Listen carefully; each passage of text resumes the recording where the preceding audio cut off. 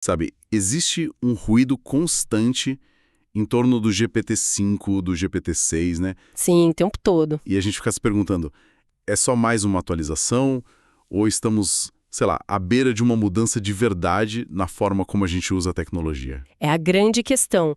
A fonte que a gente analisou hoje argumenta uma coisa bem forte, que estamos muito mais perto da inteligência artificial geral, a AGI, do que a maioria imagina. Uhum. E que o próximo grande modelo, o GPT-6, ele não promete ser apenas mais inteligente. A promessa é ser fundamentalmente diferente. Exato.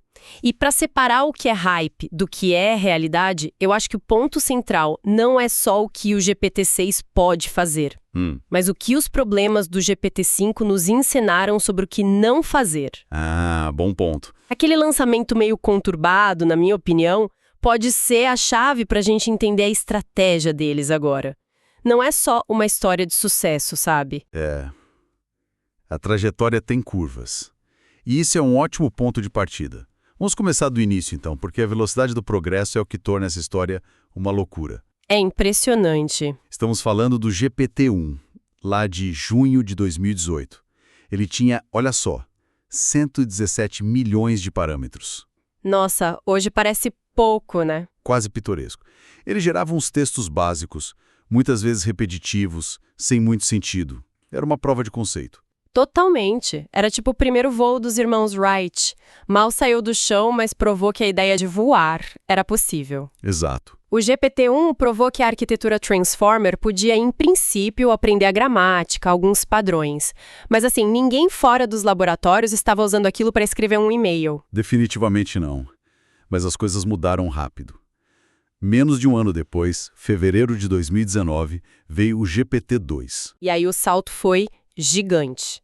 De cento e poucos milhões para 1,5 bilhão de parâmetros. Um salto enorme. Tão avançado para a época que a própria OpenAI ficou com receio de liberar um modelo completo. Pois é, eles consideraram arriscado. Medo do potencial para gerar textos realistas e, bom, enganosos. E esse foi um momento crucial, né? Foi a primeira vez que o debate sobre segurança em IA saiu do campo teórico e virou uma decisão de produto. Exatamente. Eles estavam genuinamente preocupados com a criação de fake news em massa, campanhas de desinformação automáticas. O modelo não era perfeito, claro, mas já era bom o suficiente para ser perigoso. A semente do que a gente vê hoje estava ali. Totalmente. E essa semente floresceu de vez em junho de 2020, o GPT-3. Esse mudou o jogo. Ah, sim. 175 bilhões de parâmetros. Aí a IA virou uma ferramenta de verdade. De repente, tínhamos um modelo que conseguia programar, resumir documentos, responder perguntas complexas com poucos exemplos. Foi quando a IA saiu do laboratório e bateu na porta do mundo real. GPT. Que rodava em cima de uma versão melhorada do GPT-3, né? Isso. E a grande sacada ali foi o ajuste fino com feedback humano, o tal do RLHF. Certo, o RLHF, que basicamente é usar milhares de conversas com pessoas para ensinar a IA a ser mais útil. A seguir instruções é, crucialmente, a recusar pedidos perigosos. Foi o que transformou uma tecnologia bruta em um produto polido, conversacional. Exato. Tornou a IA acessível. De repente, a interface não era mais uma linha de código, era uma janela de chat. E aí virou um tópico de jantar em família. Meus pais começaram a me perguntar sobre isso. De repente eu tinha que explicar o que era um modelo de linguagem. Sei bem como é. Para minha tia, o que foi um desafio maior que qualquer benchmark. O que é fascinante nessa aceleração toda é que cada salto foi qualitativo. O GPT-3 não era só um GPT-2 maior. Ele trouxe habilidades novas, que eles chamam de emergentes. Coisas que ele não foi treinado para fazer, mas de repente conseguia. Exato. E essa trajetória exponencial é a chave para a gente entender as expectativas para o que vem a seguir. Perfeito. Então, em março de 2023, chega o GPT-4, ele introduz a multimodalidade. Agora podia processar texto e imagens. Isso. O raciocínio melhorou drasticamente e ele começou a passar em exames profissionais com notas altíssimas. A IA se consolidou como um assistente realmente capaz. Isso nos leva ao lançamento do GPT-5. E é aqui que a história fica bem interessante. Sim, porque nem tudo foi um mar de rosas. Aquele lançamento foi, para dizer o mínimo, complicado. Exato. O GPT-5 foi lançado em agosto de 2025. A promessa era um salto multimodal enorme. Texto, imagem, áudio, vídeo. Mas a recepção foi mista. Bem mista. O pessoal reclamou da qualidade, que não era um avanço tão nítido quanto tinha sido do 3 para o 4. Chegou ao ponto de a OpenAI ter que restaurar o acesso ao GPT-4 para os usuários pagantes. E o pior veio rápido. O modelo foi jailbroken, né? As travas de segurança foram quebradas em menos de 24 horas. E o método que usaram foi o que chamaram de câmara de eco. O que é isso exatamente? Olha, é uma vulnerabilidade quase psicológica. Em vez de atacar o código, o método enganou o modelo. Como assim? Basicamente, o usuário fazia o GPT-5 concordar com uma premissa inofensiva e depois, passo a passo, ia introduzindo variações cada vez mais problemáticas dessa premissa. Ah, entendi. O modelo, tentando manter a consistência com o que ele já tinha concordado, acabava repetindo a premissa perigosa várias vezes, até que aceitava aquilo como verdade e, pronto, contornava as próprias regras. Uau! Então foi uma exploração da lógica interna do modelo. Exato. Foi um alerta gigantesco sobre a fragilidade do alinhamento. Mas parece que o episódio serviu de lição, porque em dezembro de 2025, só 4 meses depois, tivemos o GPT-5.2, e ele foi apresentado como uma resposta bem focada, bem robusta. Sim, foi um movimento de correção de curso muito claro. Deixaram o marketing grandioso de lado e focaram em confiabilidade e desempenho profissional. E os benchmarks confirmam isso. Os números são impressionantes. São mesmo.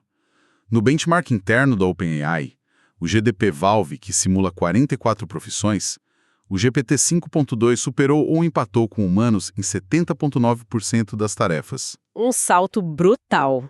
Era 38,8% na versão anterior. Exato. E em problemas de matemática de nível de competição, 100% de sucesso. E no benchmark de raciocínio abstrato, o ARC, Esse é o que importa. o salto foi de 17,6% para 52,9%. E esse salto no ARC é crucial. Porque o ARC não é sobre memorizar fatos da internet, é sobre raciocínio abstrato. É o tipo de inteligência que a gente usa para resolver um problema que nunca viu antes. Certo. Sair de menos de 20% para mais de 50% de sucesso significa que a IA está começando a pensar de forma mais flexível, a generalizar, não só repetir padrões. É um passo enorme. Isso muda tudo. E o posicionamento também mudou, certo? O conceito-chave virou colega de trabalho de IA, não só um chatbot. Exato. Empresas como Notion, Box, Shopify já estão usando para coisas sérias, tipo análise de documentos, ciência de dados. E esse lançamento do 5.2 aconteceu num momento de competição altíssima, né? Altíssima. O Google tinha acabado de anunciar o Gemini 3, falando que era um grande passo em direção à AGI. Assim. Fontes internas da OpenAI teriam chamado a situação de código vermelho. Essa corrida armamentista entre eles, o Google, a Anthropic, a XAI do Elon Musk, está a todo vapor. Ok, então a OpenAI está nesse código vermelho, pressionada.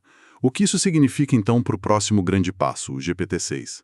A pressão vai apressar o lançamento ou, depois dos problemas com o 5, vai forçá-los a serem mais cautelosos? Essa é a pergunta de $1 milhão. A fonte indica que a segunda opção é mais provável. Mais cautela. Eles negaram o lançamento em 2025, a previsão mais provável é para o final de 2026 ou depois. Mas, ao mesmo tempo, o CEO Sam Altman disse que o tempo entre as gerações está diminuindo. Do GPT-4 para o 5 foram 28 meses. Exato. O próximo deve ser mais rápido. Então é uma cautela, mas uma cautela acelerada. Gostei disso, cautela acelerada. Então, o que isso significa em termos de recursos? A fonte aponta para 4 grandes promessas para o GPT-6. A primeira, personalização e memória de longo prazo. Uma IA que aprende com o usuário, lembra de conversas passadas. E adapta ao seu estilo. O fim do modelo tamanho único. Isso seria uma mudança fundamental na experiência, acabaria com a amnésia do chatbot. Verdade. Mas isso também abre uma caixa de Pandora sobre privacidade, né? Como garantir que essa IA que te conhece não se torne uma ferramenta de vigilância? Eles ainda não deram uma resposta clara para isso. É um ponto crítico. A segunda promessa é o alinhamento customizável. A ideia de que o usuário possa definir o tom, a perspectiva desejada, a partir de uma base neutra. É uma tentativa de resolver o debate sobre o viés, dando mais controle para o usuário. Mas, de novo, o diabo mora nos detalhes. Como eles garantem que alinhamento customizável não vire uma ferramenta para criar bolhas, onde a IA só reforça o que o usuário já acredita? É uma linha tênue entre personalização e polarização. O terceiro ponto é uma resposta direta ao fiasco do GPT-5. Um lançamento mais cuidadoso, com mais testes, o que é esperado. E a quarta promessa é a maior de todas, o conceito de superassistente. Ah, sim? A ideia de que o GPT-6 não vai ser só um modelo de linguagem, mas o motor de um agente autônomo. Exatamente. Mapas de desenvolvimento que vazaram sugerem isso. Pense em algo que gerencia sua agenda, faz reservas, responde e-mails, controla outros aplicativos. Um agente que pode realmente agir em seu nome no mundo digital. Isso. Já vemos os primeiros passos disso, mas o GPT-6 pode ser o ponto em que os assistentes evoluem de ferramentas que a gente usa para agentes que a gente delega. Isso nos leva diretamente e de forma um pouco assustadora à questão da AGI. A grande questão. O GPT-6 vai nos levar à inteligência artificial geral. As pessoas que estão construindo essa tecnologia parecem pensar que estamos muito perto. As declarações são ousadas. O Sam Altman escreveu em 2024, agora estamos confiantes de que sabemos como construir a AGI. É uma declaração e tanto. A previsão dele é para 2029. E ele não está sozinho. Dario Amodei, da Anthropic, é ainda mais agressivo. Ele prevê a AGI para 2026 ou 2027. E o Elon Musk, da XAI, também aponta para 2026. Se essas previsões estiverem corretas, mesmo que um pouco otimistas, o lançamento do GPT-6, esperado por final de 2026, o coloca exatamente nesse limiar crítico. Ele pode não ser a AGI completa, mas pode ser o precursor direto dela. O primeiro modelo que começa a mostrar capacidades realmente gerais. Claro que existem obstáculos. A fonte menciona a escassez de dados, o risco de esgotar os dados de alta qualidade da internet. E o custo, né?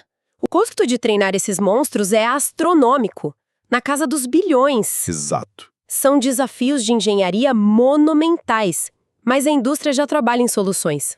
Fala-se muito em usar dados sintéticos, onde um modelo de IA gera dados para treinar o próximo. Um ciclo de autoaperfeiçoamento.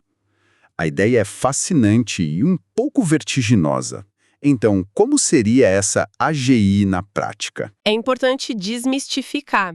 A maioria dos especialistas não fala de uma consciência de um robô de filme. A definição prática de AGI é uma IA que pode fazer quase qualquer tarefa intelectual que um humano pode. Entendi. Ela não precisa sentir, ela precisa ser capaz. Exato. E o GPT-6 pode não chegar lá, mas pode ser o primeiro modelo que parece extremamente próximo. Como assim parece próximo? Imagina um sistema com um desempenho de nível especialista não em uma, mas em dezenas de áreas. Ciência, direito, artes.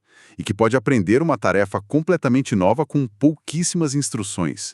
Com memória de longo prazo e a capacidade de usar ferramentas, o GPT-6 poderia operar como um resolvedor de problemas geral. Hoje, o 5.2 redige contratos. O próximo passo é um sistema que, por exemplo, analisa dados de um experimento, formula uma hipótese e escreve o código para testá-la. É a integração dessas habilidades que o aproxima da generalidade. É incrível pensar no progresso. Em 2018, o GPT-1 mal conversava. Em 2025, o GPT 5.2 está superando profissionais humanos em várias tarefas. Se o GPT 5.2 é a IA virando um colega de trabalho, o GPT-6 pode ser a IA virando um parceiro de IA. Exatamente. A corrida para AGI está se intensificando.